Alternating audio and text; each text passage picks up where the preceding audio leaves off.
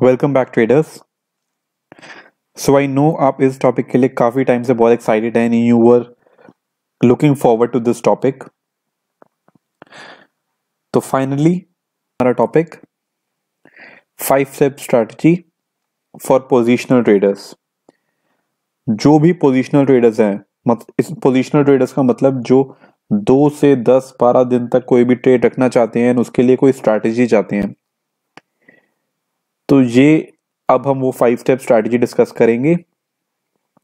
इससे पहले मैं आपको एक चीज बता दूं कि जितनी भी स्ट्रैटेजीज होंगी या जितनी भी स्ट्रैटेजीज होती हैं, वो जो हमारे बेसिक्स हैं, सपोर्ट, रेजिस्टेंस, कैंडलस्टिक, इन सब से ही बनती हैं।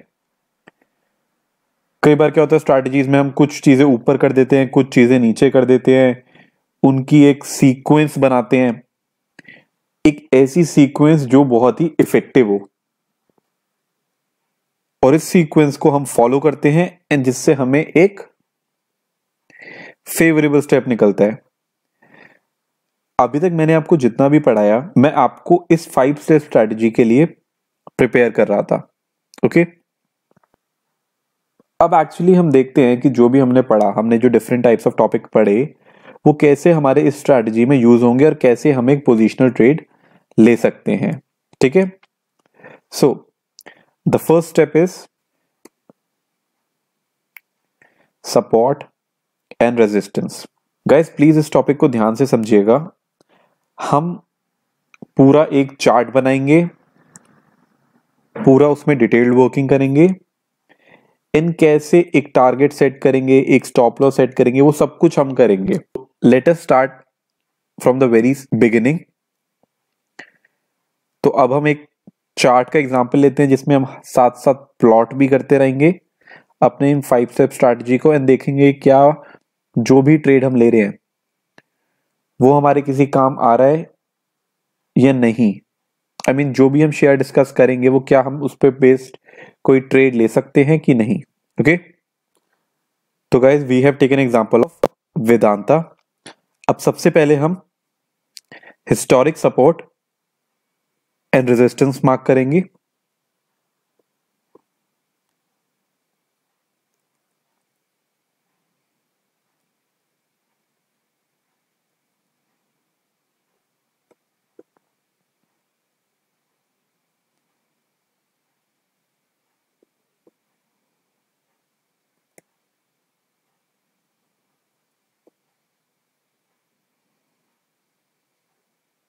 ओके, जितने भी सपोर्ट एंड रेजिस्टेंस थे हिस्टोरिकल, वो मैंने मार्क कर लिए। गाइस प्लीज नोट, इस केस में हम सिर्फ historical support and resistance use करते हैं। ये जो हमारी स्ट्रैटेजी है, इसमें हम केवल हिस्टोरिकल सपोर्ट एंड रेजिस्टेंस का यूज करेंगे। ओके, तो अब हमारा सपोर्ट एंड रेजिस्टेंस क्या कहता है, हमने अपनी जो नजदीकी कैंडल देखी उसमें हमने ये देखा कि हमारा जो शेयर है वो रेजिस्टेंस के पास है, हमारा जो शेयर है वो रेजिस्टेंस के पास है। तो ये जो साइन है, हमारा शेयर रेजिस्टेंस के पास है, ये जो साइन है ये बुलिश है या बेरिश है? ये साइन बेरिश है, क्योंकि अगर शेयर रेजिस्टेंस के पास होता है तो शेयर की नीचे जाने की पॉसिबिलिटीज बढ़ जाती है। तो ये हमारा एक बेयरिश साइन है। तो जो हमारा पहला स्टेप था सपोर्ट एंड रेजिस्टेंस, ये बियर्स के फेवर में है। ओके, तो गाइस इस केस में हम एक एक्सेल शीट भी बनाएंगे जिसमें हम इस तरीके से लिखेंगे। नाउ जो पहला साइन है हमारा वो किसके फेवर में है? वो बियर्स के फेवर में है। ओके, तो इसमें रिमार्क में हम एक और चीज ऐड करेंगे कि हम रेजिस्टेंस कहां पे है। तो रेजिस्टेंस देखते हैं, ये रेजिस्टेंस हमारी 180.2 पर है। ओके, तो यहां पर हम लिख देंगे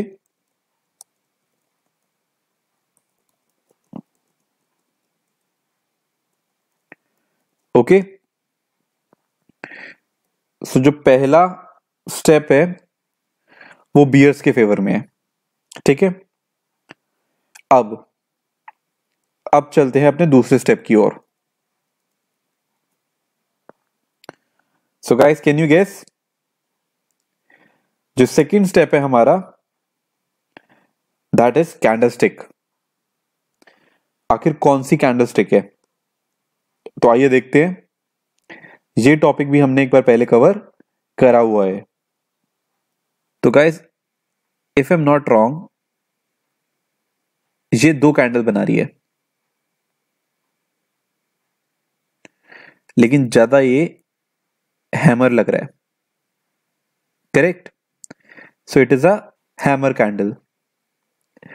एक अप ट्रेंड के बाद अगर हैमर कैंडल आए तो वो बेयरिश है या बुलिश है? अब जैसा कि हमने डिस्कस करा था कि जब एक लॉन्ग ट्रेंड के बाद एक हैमर कैंडल आती है तो उसका मतलब ये होता है कि ट्रेंड थोड़ा सा वीक पड़ रहा है। जस्ट वन मोर थिंग, अगर मैं इसको और बड़ा करूं तो इससे जो पहले वाली कैंडल है वो एक स्पिनिंग टॉप थी, एंड इसके बाद एक हैमर आ गया। अब गाइस, ये हैमर जो है, ये हैमर तो सिंगल कैंडलस्टिक पैटर्न है, जो ये इंडिविजुअल कैंडल बना रही है। इसमें एक डबल कैंडलस्टिक पैटर्न भी है, which is, can you guess? Bearish engulfing pattern. जो ग्रीन कलर की बॉडी है वो पूरी बॉडी इस रेड कलर की कैंडल में कोइंसाइड हो रही है। So it is a bearish engulfing pattern, which is also a very negative pattern. तो ये चीज इसको फॉलो कर रही है, ये चीज अगेन बेयर्स को फॉलो कर रही है। तो आइए अपनी शीट में अपडेट करते हैं।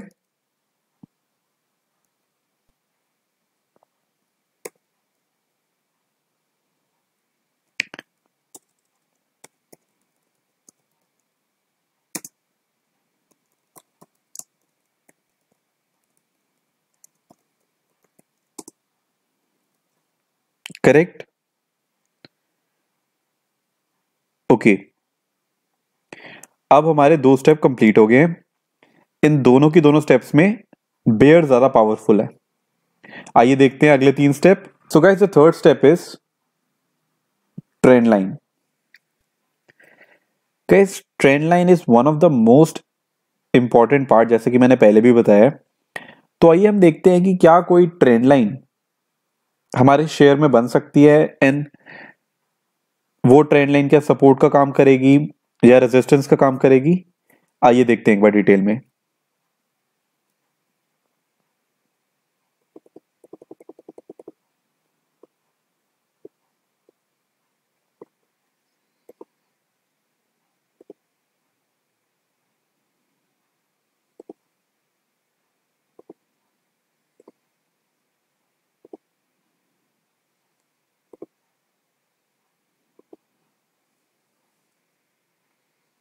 मुझे उस वाली से ये वाली ज्यादा एक्यूरेट लग रही थी, तो मैंने ये वाली बनाई है।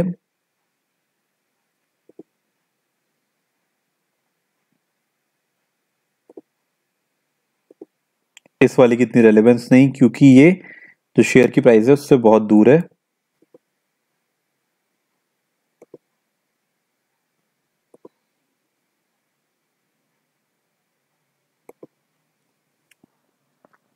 ओके, तो गाइस, और कोई ट्रेंड लाइन नहीं दिख रही, हम एक बार और छोटा करके चार्ट देख लेते हैं, if anything is possible.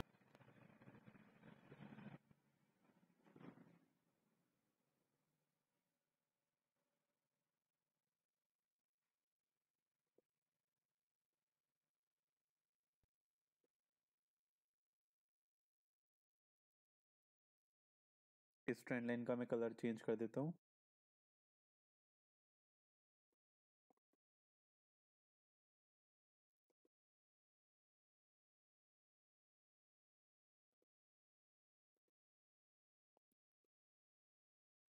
Okay,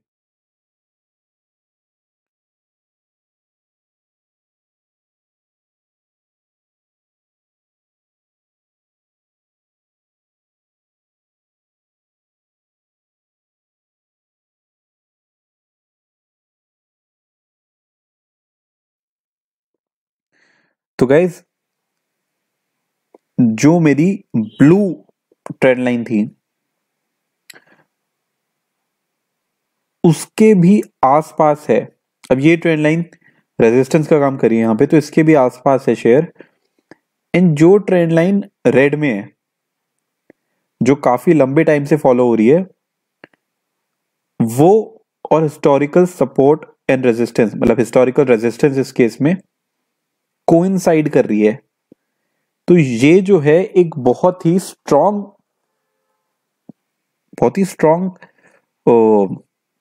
resistance बन जाता है, क्योंकि यहां पे ट्रेंड लाइन रेजिस्टेंस भी आ जाती है। जैसा कि हमने डिस्कस करा कि ट्रेंड लाइन रेजिस्टेंस भी यहां पे आ गई है। ओके, तो ये जो केस है ये भी हमारा बेयरिश है। जो ट्रेंड लाइन रेजिस्टेंस है वो कहां पे है, अगर हम इसी लेवल पे बात करें तो 181.55 पे, 181.55 पे। तो गाइज ये चीज भी मैं अपनी शीट में डालता हूं।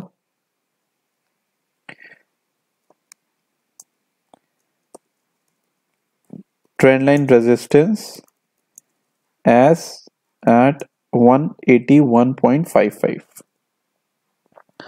तो गाइज जो हमने अभी तक तीनों चीजें देखी वो बहुत स्ट्रांगली कह रही है कि भाई शेयर ये गिरेगा। अब ये चीज मुझे तो काफी कॉन्फिडेंस दे रही है कि तीन वजह मुझे मिल गई है कि क्यों बियर्स जीतेंगे। लेकिन फिर भी हम अपने चौथे और पांचवें स्टेप को डिसाइड करेंगे, बिकॉज अगर पांचवा स्टेप फेवरेबल नहीं है तो बिल्कुल फर्क नहीं पड़ता कि पहले चार स्टेप के कह रहे हैं। फिफ्थ स्टेप, जैसे हमारे घर में मम्मी कुछ कहती है, बेटा कुछ कहता है, बहन कुछ कहती है, सब कुछ कुछ कहते हैं, लेकिन आखिरी आवाज पापा की होती है कि जो पापा ने कह दिया फिक्स्ड है। तो ऐसे ही ये हमारा पापा स्टेप है, स्टेप 5। तो पहले स्टेप 4 में हम देखते हैं कि पहला हमारा स्टेप 4 क्या कहता है, उसके बाद हम देखेंगे स्टेप 5 के बारे में। तो गाइस जो हमारा स्टेप 4 है दैट इज इंडिकेटर। क्या हमारा इंडिकेटर शो कर रहा है। अब गाइस हमने तीन तरह के इंडिकेटर पढ़े इनफैक्ट, स्टोकास्टिक, आरएसआई, एमएसीडी। तो गाइस इस स्ट्रैटेजी में एक नए तरह का हम इंडिकेटर पढ़ते हैं which is stochastic RSI. Stochastic RSI क्या होता है मैं दिखाता हूं। अगर आप इंडिकेटर में लिखेंगे स्टोकास्टिक, तो यहां पे एक तो स्टोकास्टिक नॉर्मल वाला दिखाएगा, एक दिखाएगा स्टोकास्टिक आरएसआई। तो आप इसको सिलेक्ट करिए। ये एक तरीके का स्टोकास्टिक आरएसआई का मिक्सचर होता है। कई लोग स्टोकास्टिक प्रेफर करते हैं, कई लोग आरएसआई प्रेफर करते हैं, कई लोग दोनों से परेशान हो जाते हैं कि उनको समझ नहीं आता कि कौन सा ज्यादा बेटर है।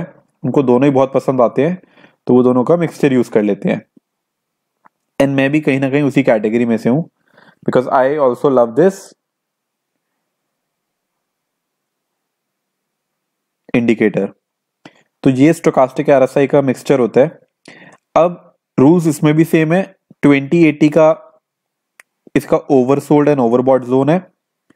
इसके ऊपर रहे तो नीचे जाने की पॉसिबिलिटी बढ़ जाती है, और यहां पर रहे तो ऊपर आने की पॉसिबिलिटी। बट ये सिर्फ, जैसा कि इसका नाम है, इंडिकेटर होता है, कंफर्मेटर नहीं होता।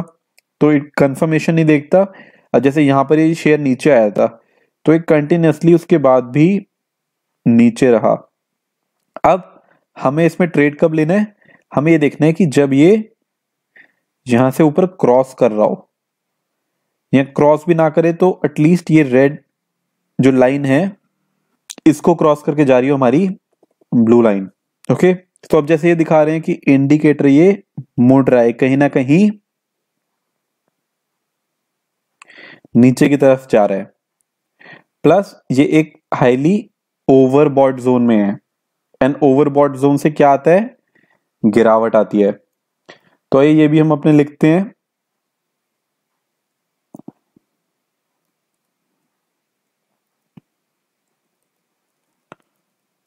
Overbought zone. तो गाइस 4 स्टेप हमने देखे, which are support and resistance, candlestick, trend line, indicator. इन चारों स्टेप ने हमें एक डायरेक्शन दी। इन चारों मोड्स ने हमें बताया कि शेयर की जो डायरेक्शन है वो नेगेटिव है। अब हम मुड़ते हैं अपने 5th स्टेप की ओर, which is undoubtedly the most important step, that is the risk reward. Detail में पढ़ा नहीं है, क्योंकि मैं चाहता था कि पहले आपको एक बार ये सारे पहले के स्टेप समझ आ जाएं,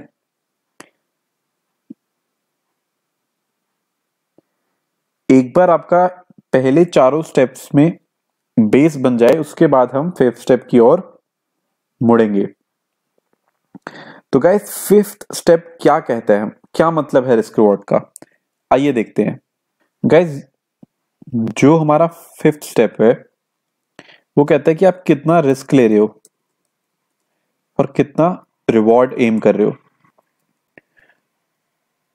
तो गाइस जो हमारा 5th स्टेप है वो हमें कहता है कि आप कितना रिस्क ले रहे हो एंड उसके कॉरस्पॉन्डिंग कितना रिवॉर्ड लेना चाह रहे हो। जैसे मैंने कहा कि यार मैं 500 रुपए का रिस्क लेता हूं, मैं शेयर खरीदता हूं, अगर मुझे 500 रुपए का नुकसान हुआ तो मैं निकाल दूंगा।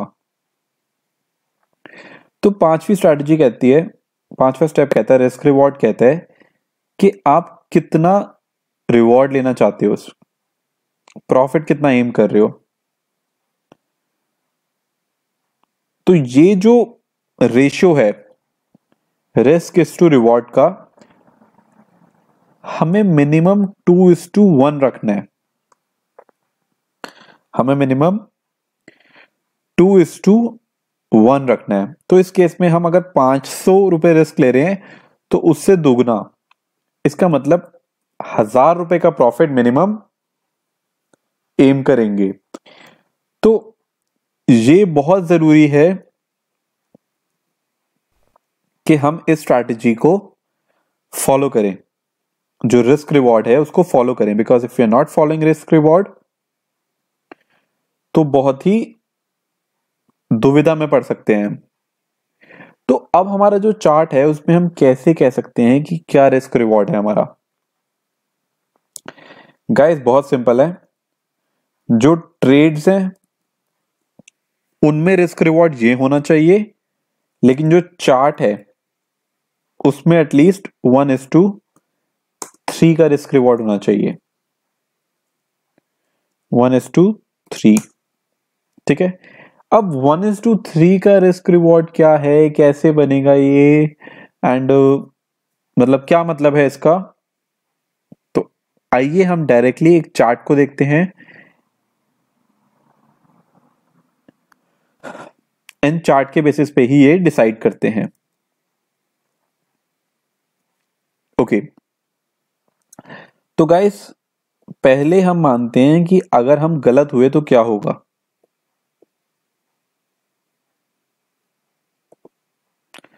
अगर हम गलत हुए तो क्या होगा, अगर हम गलत हुए तो हो सकता है शेयर ऊपर चला जाए, बिल्कुल ठीक बात है। अब शेयर अगर ऊपर जाएगा तो कौन सा लेवल ब्रेक करना पड़ेगा उसे, कौन सा लेवल ब्रेक करना पड़ेगा, ये वाला और इस ट्रेंड लाइन वाला। जब ये दोनों लेवल ये ब्रेक कर लेगा तो उसके बाद ये ऊपर जाएगा। अब गाइस इस केस में मैं ये वाली ट्रेंड लाइन नहीं कंसिडर कर रहा, मैं अपना स्टॉप लॉस छोटा से छोटा रखना चाहूंगा लेकिन इफेक्टिव भी रखना चाहूंगा। तो मैं ये जो नियरेस्ट है दो ट्रेंड लाइन इनको कंसिडर कर रहा हूं। तो वापस अपने चार्ट में जाते हैं और अभी शेयर की प्राइस कितनी है एक बार वो भी देख लेते हैं। अभी शेयर की प्राइस है 176.05। ओके ध्यान रखिए 176.05। तो आइए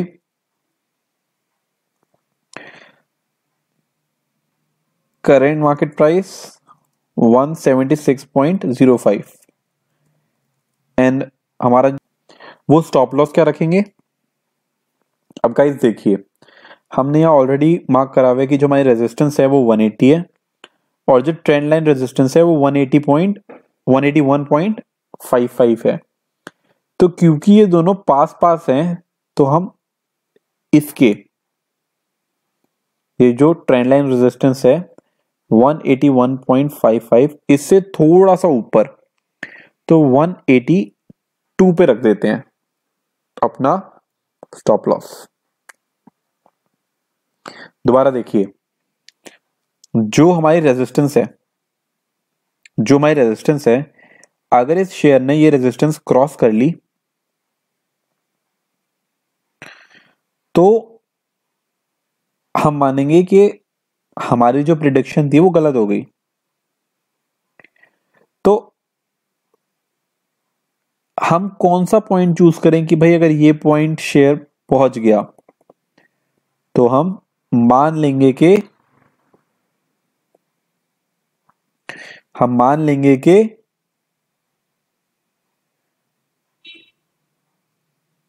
हम गलत थे।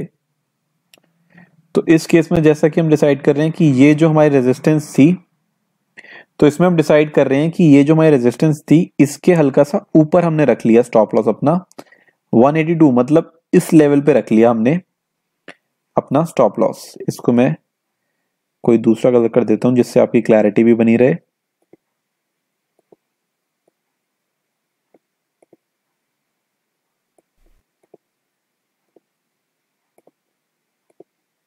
ठीक है,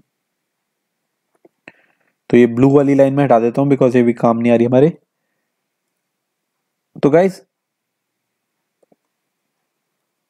ये हमारी रेजिस्टेंस थी एंड मैंने कहा है कि अगर इस तक पहुंच जाए, जो कैंडल है वो यहां तक पहुंच जाए तो हम मान लेंगे कि भाई हाँ हमारा ट्रेड गलत हुआ है। ठीक है, इसमें कोई प्रॉब्लम नहीं है। तो इस तरीके से हम अपना स्टॉप लॉस रखते हैं, जो रेजिस्टेंस है उससे थोड़ा सा ऊपर। तो हमारा स्टॉप लॉस हुआ 182। अब हमारी बारी आती है कि टारगेट, कि अपना टारगेट क्या है। तो आइए अपना टारगेट देखते हैं। अब गाइस जब हम टारगेट डिसाइड करेंगे तो हम हमेशा 3 टारगेट्स रखेंगे। ठीक है, अब 3 टारगेट कैसे मैं बताता हूं।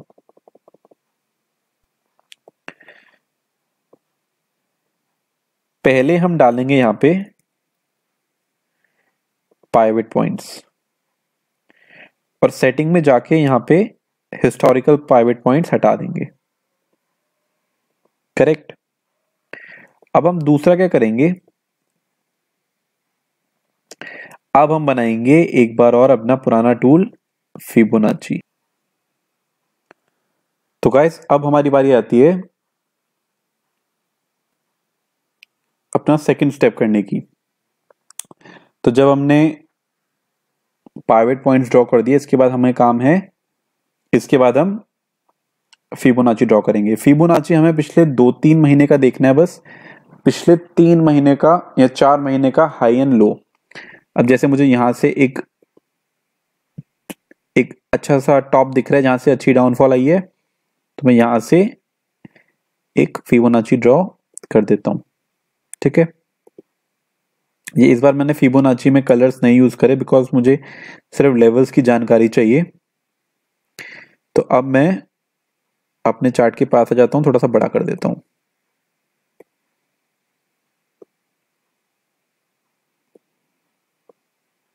ओके, तो जब यहां से मेरा शेयर फॉल होगा तो सबसे पहले जो मेरा टारगेट होगा वो होगा पहला सपोर्ट। अब पहला सपोर्ट क्या है, तो गाइस अगर आप देखें तो यहां पे पहला सपोर्ट है हमारा फिबोनाची 23.6 का लेवल, जहां पे सपोर्ट है 170.10 का। जब यहां से शेयर गिरेगा रेजिस्टेंस से तो अपने सपोर्ट पर आएगा। तो सपोर्ट अपना सेट करने के लिए हम फिबोनाची, पाइवेट एंड हिस्टोरिकल तीनों यूज करेंगे। ठीक है, तो पहला हमारा जो, अब देखिए जैसे कई लोगों को कंफ्यूजन हो रही होगी कि फीबो का एग्जैक्ट लेवल क्या है, तो यहाँ पे वो सेटिंग्स में जाके यहाँ पे इनको प्राइसेस भी लिख सकते हैं, तो यहीं पर आ जाएगा। अब हमारी प्राइसेस क्या है 170.10।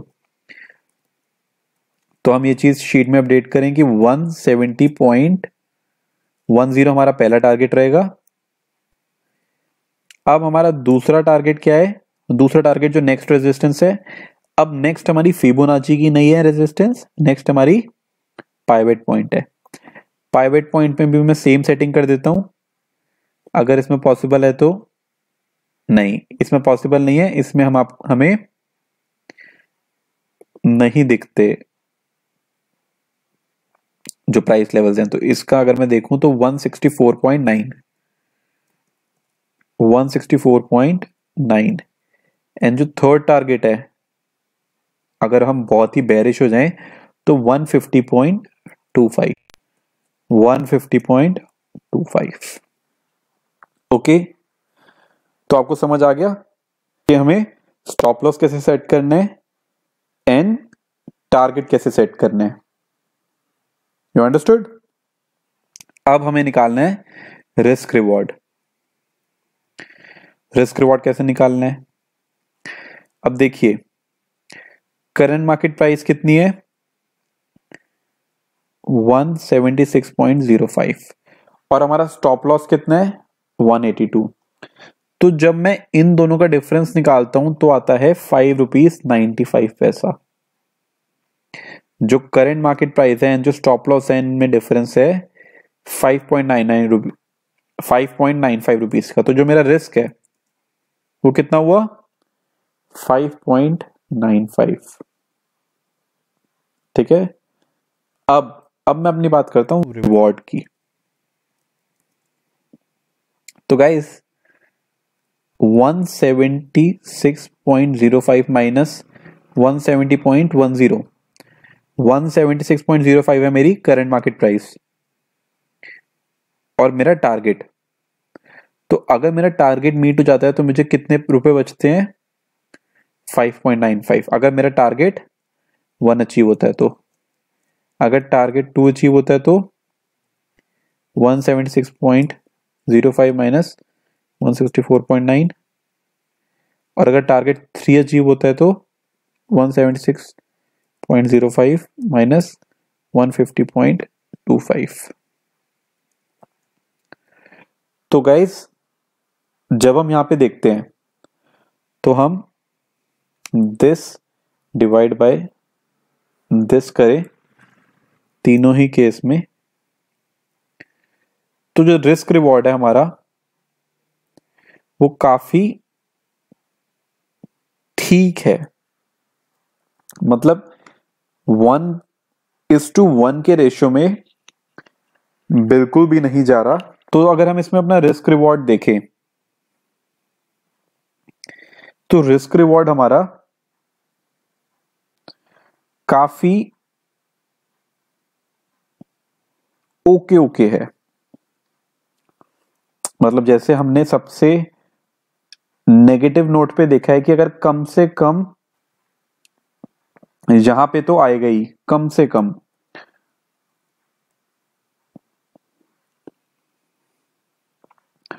तो इस चीज में क्या है कि जो हमारा टारगेट 2 है वो 2:1 के आसपास होना चाहिए। अब 2:1 का क्या मतलब है 2 डिवाइड बाय 1, तो उसका मतलब दुगना होना चाहिए। तो अगर हम अपना T2 देखें तो T2 हो गया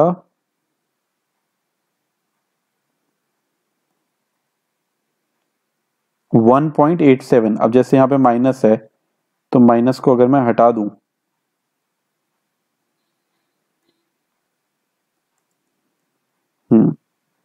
तो 1.87 बन रहा है।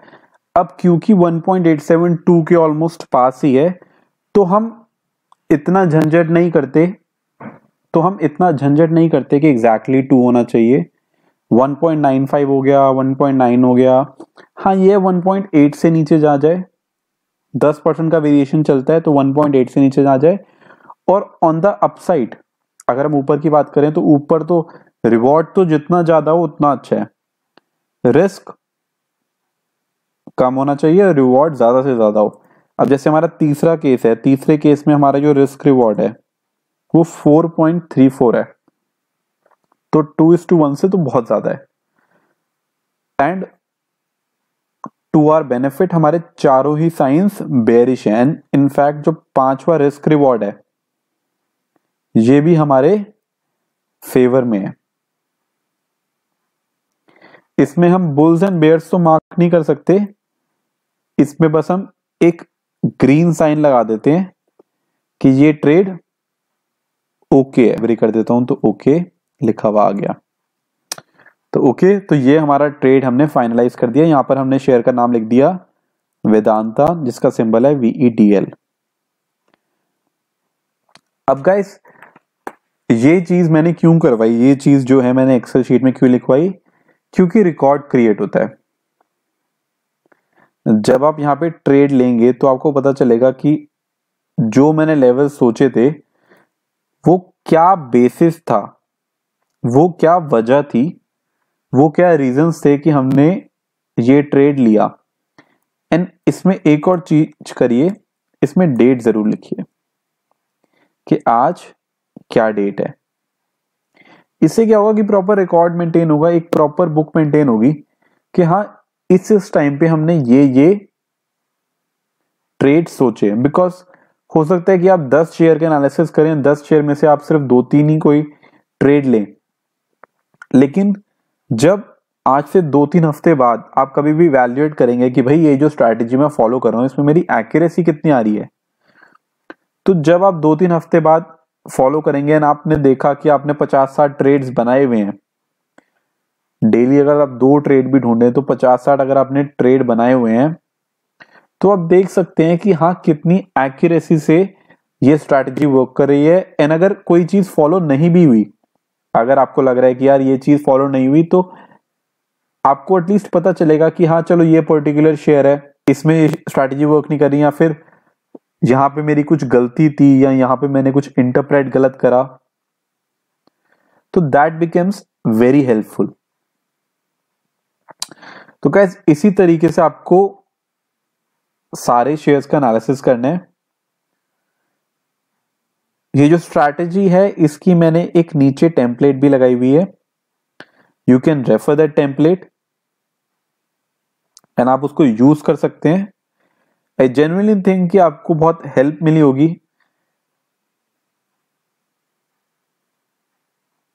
इस स्ट्रैटेजी से, एंड आपको एक पॉजिटिव साइन मिला होगा। तो guys this was risk reward. So guys this was our 5 step strategy. I hope आपको ये स्ट्रैटेजी अच्छी लगी होगी, एंड अगर आपको अभी ना भी इंप्रेस हो तो जैसे जैसे आप इसको यूज करेंगे अनडाउटेडली आपके रिटर्न्स देख के आपको बहुत ही खुशी होगी। तो thank you guys, thank you for this lecture. अब हमने पैसा कमाना कैसे है ये तो सीख लिया, लेकिन पैसा जोड़ना कैसे है, अगले लेक्चर में हम 5 to 4 स्ट्रैटेजी पढ़ेंगे, एंड जो कमाया हुआ पैसा है वो जोड़ना कैसे है वो देखेंगे। Okay okay guys, thank you so much, have a good day, and please 3-4 shares पे इसको प्रैक्टिस करिए एंड देखिए कि आपका एक्यूरेसी लेवल है। Okay okay, thank you.